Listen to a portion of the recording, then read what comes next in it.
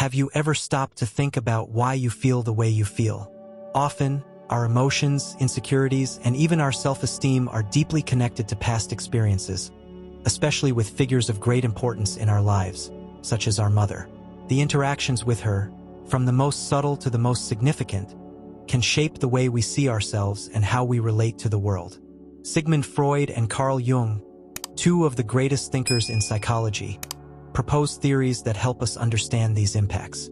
Jung, for example, spoke about how experiences with the mother can leave marks in our unconscious, affecting our self-esteem in ways we often can't identify. And you, have you ever wondered how your earliest experiences shaped how you see yourself today?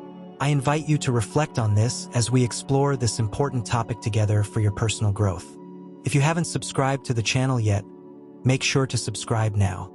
Turn on the notification bell so you don't miss the upcoming videos on how to transform your self-esteem. From the very first moments of life, the mother has a profound influence on the formation of our identity and self-esteem. The relationship with her is not limited only to physical care, but also to emotional interactions, which are essential in shaping how we view ourselves. On one hand, a loving gaze and words of encouragement can strengthen our confidence. On the other hand, the absence of affection or constant criticism can generate feelings of inadequacy that we carry throughout our lives. This happens because, in the early stages of our journey, the bond with the mother is our first reference for love, security, and worth. Carl Jung's psychology helps us understand that many of these experiences don't remain on the surface of our consciousness but are stored in our unconscious.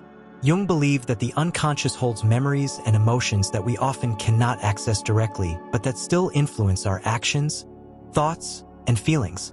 When a child grows up in an environment where the mother's words, or even her silence, reflect devaluation, this sense of not being enough becomes deeply rooted in the unconscious, affecting how the child sees herself and interacts with others. This sense of inadequacy can be very difficult to perceive because it is deeply rooted in experiences that predate our conscious memory. Often, a child grows up not understanding why she feels undeserving of love or success, or why she sees herself as inferior to others. As the person grows into adulthood, these feelings can manifest in various areas of life, such as relationships, work, or even in the decisions we make in our everyday lives. The way we were treated in childhood, especially by the mother, shapes our ability to perceive ourselves as worthy and capable.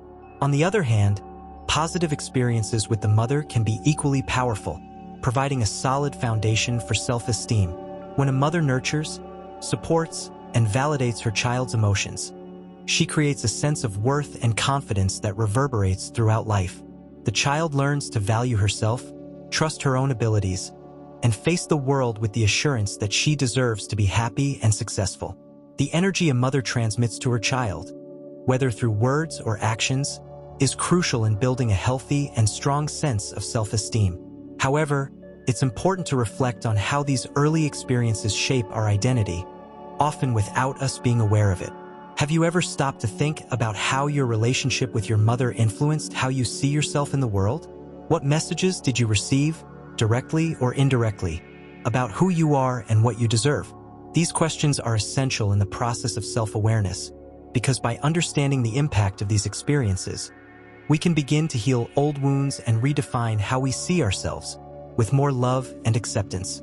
The concept of the shadow is central in Carl Jung's psychology and refers to the parts of ourselves that we reject, repress, or ignore, often because they are considered unacceptable or inappropriate by society or our own consciousness.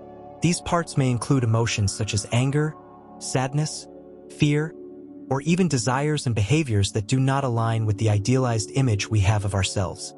Emotional repression, therefore, is not just about denying feelings, but about hiding entire aspects of our personality, creating a disconnection between who we truly are and who we present to the world. When we talk about the relationship with the mother, it is often in this context that the concept of the shadow becomes most evident. The mother, being the primary figure of authority and affection in the early years of life, plays a crucial role in shaping how we deal with our emotions. For example, if a child feels anger or frustration, and the mother, instead of validating those feelings, discourages or punishes the expression of such emotions, the child may end up repressing these feelings and viewing them as something shameful or wrong. Over time, the child learns to hide these emotions, even though they continue to exist in the unconscious, shaping her self-view and behaviors. Emotional repression, although it may seem like an immediate solution to avoid conflicts or rejection, has negative consequences throughout life. By denying and suppressing these feelings, a person not only loses touch with important parts of their true essence, but also generates a constant sense of dissatisfaction and frustration. These repressed feelings eventually manifest in indirect ways, such as self-destructive behaviors, difficulties in relationships, or mental health issues like anxiety and depression. The weight of not being able to fully be who we are, of hiding our shadow, becomes an emotional burden that drains our energy and self-esteem. On the other hand, emotional repression can also be a survival strategy in an environment where expressing certain feelings is not safe. Often, the child learns that the only way to gain approval and love is to follow a behavioral pattern that does not allow access to their true emotional experience. This dynamic creates a cycle in which the person represses their emotions to meet external expectations, but at the same time becomes more and more distant from their true nature, losing connection with themselves. It's like living in an emotional prison, where one's own emotions and desires are constantly denied or ignored. Overcoming emotional repression and the shadow is not an easy task. Confronting these parts of ourselves that have been rejected or hidden requires courage, vulnerability, and self-compassion. However, by facing the shadow, we begin to integrate these parts back into our lives, allowing us to live more authentically and completely. True healing happens when we are able to accept and embrace our totality, including our darker aspects, without judging them. Only then can we build genuine self-esteem and an emotionally balanced life, where all emotions, both the ugliest and the most beautiful, have a place to be lived and expressed in a healthy way.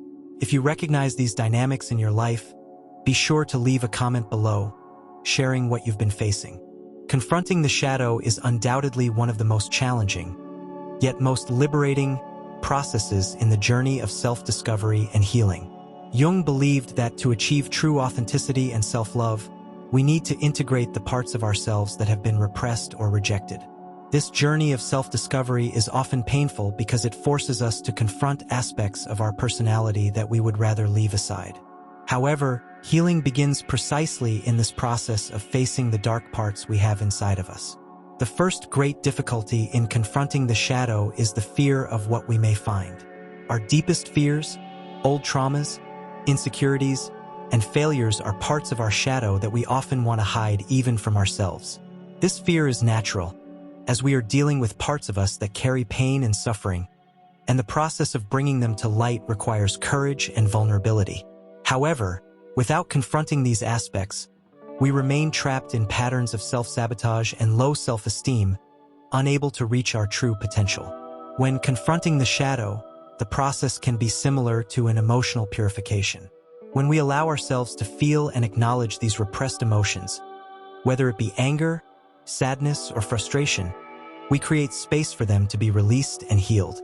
This is not a process of glorifying negativity, but of accepting who we are, with all our imperfections. Recognizing that anger or fear are part of our human experience is a crucial step in freeing ourselves from their grip. Only by accepting these emotions as legitimate and natural can we begin to let them go, without identifying with them any longer. It's important to remember that confronting the shadow doesn't mean simply letting it take over us, but learning to integrate it in a healthy way. True transformation occurs when we can make peace with our darker aspects without allowing them to dominate our lives.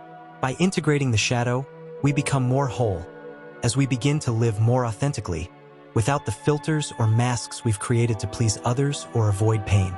From this process, we gain emotional freedom and the ability to build a stronger, more resilient self-esteem, based on the acceptance of who we truly are. Additionally, it's necessary to have patience with oneself. Healing is an ongoing and often non-linear process. There may be moments of setback where old wounds reopen, but this is part of the process. The important thing is to maintain the commitment to self-knowledge and emotional healing. Along this journey, we can count on the support of therapies, support groups, or spiritual practices that help us deal with deeper emotions. We are not alone on this path, and seeking help is an act of courage and self-compassion. If you're ready to confront your shadow and transform your self-esteem, click the link to access our members area, where we provide more tools for this healing process. True emotional and spiritual freedom is only possible when we disconnect from external expectations and limiting narratives that the past has imposed on us. Often, we carry the weight of what we've been told we should be or do, and this burden can distance us from our true essence. The journey to reconnect with authenticity is, first and foremost, a journey of liberation. It requires letting go of the chains of the past, those beliefs and patterns we've been conditioned to follow, so that we can live genuinely and in alignment with our true nature. The process of liberation begins with recognizing that we are often trapped by external expectations, whether from family, society, or even our own mother, that tell us who we should be. These expectations shape our self-view and self-esteem. The pressure to conform to what others expect can lead us to deny important parts of our identity, hide our deepest desires, and live a life that isn't truly ours. Letting go of the past means abandoning those expectations and allowing ourselves to be who we truly are, without fear of judgment or rejection. Letting go of the past also involves dealing with the emotional wounds we carry. For example, if our relationship with our mother was marked by constant criticism or unrealistic expectations of perfection, it can lead us to believe that we are unworthy of love and acceptance. These feelings, often stored in the unconscious, accompany us throughout life and affect how we see ourselves and how we relate to others. By releasing these painful memories and allowing ourselves to view our history with compassion, we begin to transform how we see ourselves and open up to a future of healing and growth. It's also important to remember that letting go of the past doesn't mean forgetting or denying our history. It's not about erasing painful experiences or mistakes, but learning to accept and integrate them as part of our life journey. When we allow ourselves to make peace with the past, we are not negating its importance, but instead, learning to see our experiences from a more balanced and loving perspective. This allows us to live in the present, without carrying the chains of what's already passed. As we free ourselves from the weight of expectations and past wounds, we reconnect with our purest essence. Authenticity is the natural state of being, and when we manage to detach from the layers that have been imposed on us, we return to enjoying being ourselves. Freed from the fear of displeasing others or being rejected, we find new confidence and the ability to assert ourselves in the world. The first step toward this is understanding that we are worthy of love and acceptance exactly as we are, and that we can live according to the truth of our being, without needing external approval. If you're ready to take this step and release everything that weighs you down, subscribe to the channel and activate the bell. This is the first step toward a journey of transformation. Throughout this video, we explored how experiences with the mother and the unconscious can profoundly shape our self-esteem, and how these influences often follow us throughout life. The journey of healing involves recognizing these invisible forces and the courage to face them in order to transform our self-perception. The shadow, with its repressed emotions and memories, is not something to be feared, but something to be integrated, because it is through this integration that we find our true power and authenticity.